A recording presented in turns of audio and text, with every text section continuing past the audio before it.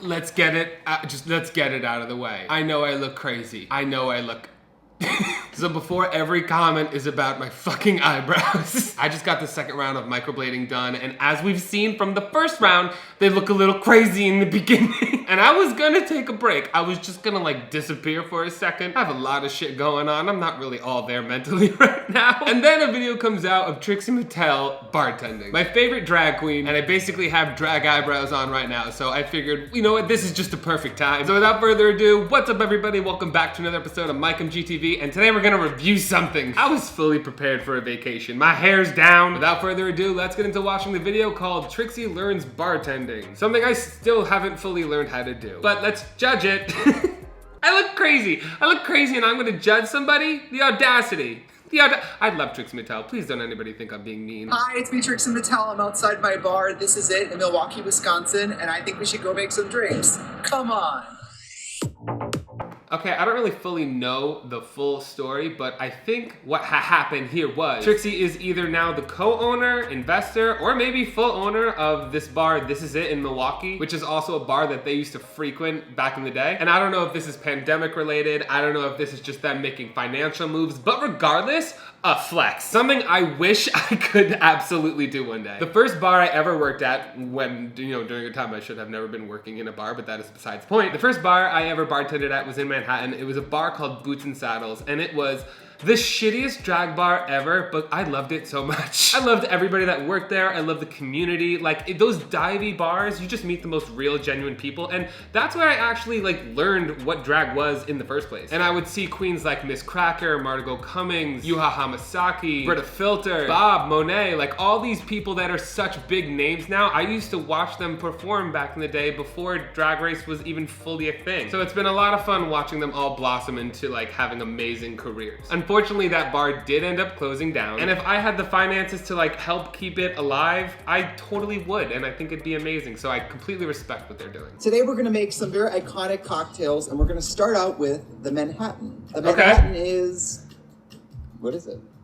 The Manhattan, my Irish grandmother's favorite cocktail, one that I was making when I was probably 5 for her. I remember my uncle had a dry wedding and I had to make her a bunch of Manhattans to put in a flask so she could sit in the back row and chug it all disapprovingly. But Manhattan is basically whiskey, sweet vermouth, bitters, garnished with a cherry or possibly an orange slice. You put it all in a shaker, but you don't shake it, you stir it, and you pour it in a tall martini glass. That's the basic way to make it. That's how I would have made it. So let's see how Trixie makes it. It's basically a lot of booze. We're gonna love it. Okay, so we start with a small glass. Okay, already. I would have done a tall martini. I mean, it could be a small glass. The glass doesn't make the cocktail. Let's just say that. This is Bullet. I've had this. This takes me back to a lot of episodes of Diary at the Airport. Okay, wait. It's Bullet, but it's Bullet Rye. And that's important to note out because Manhattans are more traditionally done with rye whiskey. And the difference between rye whiskey and regular whiskey is rye whiskey has more of a peppery taste. It's more intense, but you end up making it sweeter with the sweet vermouth. So far, Bullet Rye, good choice for Manhattan. If you don't want to use rye whiskey, Maker's Mark is the next best thing. Okay, I feel like I'm doing this a lot neater than most people. I feel like the real bartenders basically fill at 75% and then they splash extra. Well, you're using the jigger. That little measuring tool that I hate so much because if you measure my drink, I measure your tip, which is an unfair thing to think. I know, I'm a spoiled person from New York. I was also used to having no money, so I wanted to get the most alcohol out of my buck. So whenever they would measure the cocktail, I have a bone to pick with it. If you would like to make this drink faster, instead of measuring out 2 ounces, you could just pour it over the cocktail and count to 4. Your move, Joanne. My mom came to the bar the other night. She had a great time. I gave her an open tab at the bar, which she understood as I have to drink everything. What? Yes. To anybody who has ever had to pay for alcohol but didn't have any money, you take every opportunity you can. Every open bar is a challenge. Every open wedding is a challenge. And every dry wedding gets a letter that I will be unable to attend. I'm so sorry. It smells like an old wallet. See, this is for adults and this is for the children. You put in 1 part vermouth, but it's sweet vermouth. Please, anybody watching this, don't think you can make a Manhattan with whatever kind of vermouth you want. Sweet vermouth and dry vermouth are 2 very different things. You're gonna use dry vermouth for vodka and gin martinis, sweet vermouth for whiskey cocktails. So next we're gonna do a dash of bitters. Bitters are It's funny you ask. Bitters are... They're just bitter. bitter. They're bitter! They're just bitter! I mean, in the most basic sense of things, bitters are just bitter. Bitters are a way to add botanicals into a cocktail. I just used a fucking vocabulary word and I want everybody to be impressed. I don't even fully know what that means, so I'm gonna Google it real quick to know what I'm talking about. Bitters are spirits infused with fruit, spices, leaves, bark, roots, and herbs. Basically, they're a quick infusion. We know a lot about infusions on this channel, do we not? Do we not? We're not done, by the way. I plan on making many more, but as of now, we know some shit. I'm still recovering from this weekend, so I will not be doing a shot of bitters today, but stay tuned. You totally could do a shot of billers. You totally could do a shot of billers. Something that's not actually uncommon at a bar is people ordering soda water with just dashes of bitters. So like if you can't drink, but you still want a little kick to your night, you just get soda water and put in a little bit of bitters. This is like a little dash. It's like a, did it. With bitters, I usually do like 1, 2, done. You can always do more, you can't do less. Less is always more in this case. Getting comfortable. Don't need this. Okay, you don't do you want it on the rocks or do you want it straight up? Normally, as I've always made it, Manhattans are straight up. You can enjoy them on the rocks. There's nothing wrong with that at all. Just more traditionally, I know you put it in a shaker, fill it with ice, stir it, don't shake it. And then you strain that into a tall glass. That's how I know how to make it. But I am not the god of alcohol. Well, you know what? In my head, I am. These are maraschino cherries, which if you don't know, are bleached and colored red. Did you know that? Yes, I actually did know that. That's why I don't preferably like maraschino cherries. I prefer amaretto cherries because they're more rich. They taste better, they look better, and they just like, it feels more fancy. I feel like maraschino cherries are like what you get at Friendly's as a kid. And then amaretto cherries are just like, money. Walgreens makeup, MAC Cosmetics. Both technically do the same thing. One you're more proud of. Look, hi, I found a way to make this look as unappetizing as possible. I'm like, me after 8 hours on my feet working at the bar, like, what the fuck do you want? There's your fucking cherry, Sarah. Thank you for your $1, Alex. I really needed it to eat. this is a Manhattan. I've never had this. Okay, like I personally, I'm not a big fan of Manhattans. I would probably enjoy this more. It's a little bit different. It's a Manhattan. It's literally a Manhattan on the rock, which is how I would rather prefer to drink it. I don't like drinks straight up, especially whiskey. Like no matter what it is, whether it's whiskey or tequila, it's always on the rocks for me. I like it with a little bit of water. But this is like scheming a little more towards an old fashioned if it didn't have the sweet vermouth in it. But I think it's a great cocktail. I feel like it's a very fancy old people drink and it makes sense. This is a very historic bar, oldest gay bar in Wisconsin. It is. It absolutely is. Anybody who's sitting alone drinking a Manhattan, talk to them. I can guarantee you they always have the most interesting, best stories. They are much more interesting than the twink surrounded by 9 other gaggling gays at a bar with bottle service because they got it for free because they're pretty. Let's make something else. So next, we're gonna make something called a Brandy Old Fashioned. If you don't know, Wisconsin is the #1 consumer of brandy. Okay, so Brandy Old Fashioned is very similar to the Manhattan. A Brandy Old Fashioned is literally brandy, like a dash of simple syrup. You could once again add bitters if you prefer to. Stir it on ice and then strain it either straight up, which is with no ice, or pour it over ice on the rock. Garnish with an orange slice and then you're done. I remember my grandpa drinking brandy and me being like, I wanna try it. And I remember trying it and I pretty much was never the same. It kind of like mentally scarred me. I remember my dad and all his friends used to drink Heineken beers and I was like 6 and I really wanted to try it and they thought it would be funny to let me have a sip because they thought I would be grossed out, and then they let me have a sip and I chugged the bottle and everybody was very concerned. Foreshadowing, huh? Real fruit, 2 cherries, Okay. a packet of sugar. Packet of sugar. I mean, sugar and simple syrup, basically the same thing. The simple syrup might mix better with the cocktail because the sugar would then have to dissolve and you can't, I guess, accurately measure it the same, but I mean, it's the same shit, so. Oh, I have one of these at home. Is it this end? I just think it's funny that the other end is shaped like this. Yes, muddlers are iconically and hysterically shaped like dildos, but you're gonna muddle it? It's stabbing. Is it stabbing? It's more of like a push and twist. A stabbing. Girl, what kind of bottoming you get into? Shit! We're muddling. We're really just making a fruit salad at this point. I'm not gonna say this is wrong because it sounds like I would enjoy it this way more, but I will also say I have never, in almost a decade of bartending, muddled anything in order to make an old fashioned. To me, this would be more of like a cocktail because you have a lot of flavors now mixing in with the whiskey. But you know, I could be wrong. I've also been fired from every bar I've ever worked at, so. Oh, we have Corbel, which is really, really, really fancy, but it's not that kind of video. So we're gonna swap out the Corbel. It is very nice. Just by the way, hope if you ever come here, I'm not bartending, because apparently this is how long it takes to get a single drink from me. Not to mention, I would be like peppering in conversation. I'm like, so where were you born? You're like, I'm thirsty.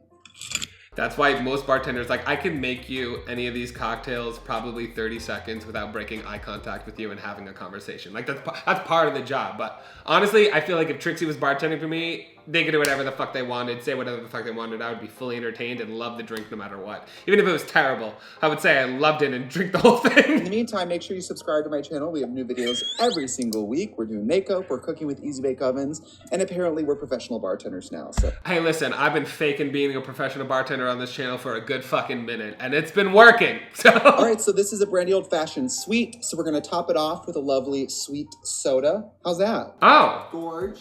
I've never heard of a Brandy Old Fashioned Sweet, and I've also never topped it off with any kind of soda.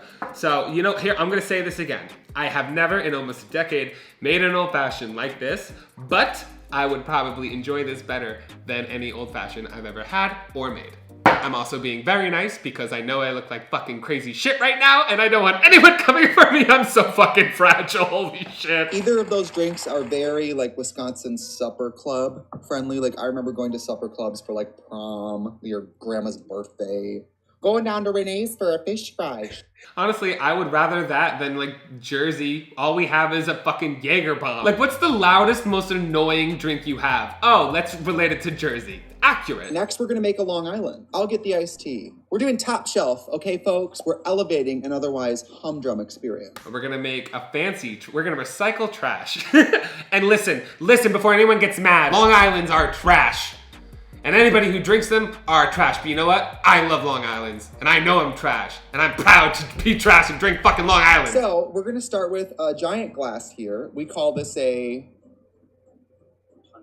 pint. A pint glass, because it's usually used for a pint of beer.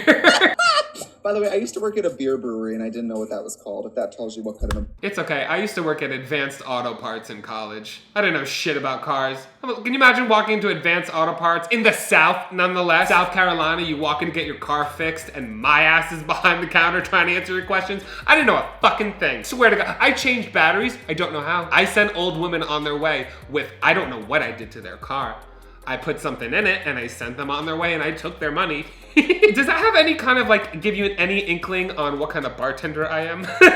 40 degrees in the summer, people need a cold drink. So the yes, always start on ice, because who wants hot alcohol? No matter what, that's like a gay drinking iced coffee in the winter. Of course. What do you want to do, something straight? Ugh. There's nothing more straight than a warm beer.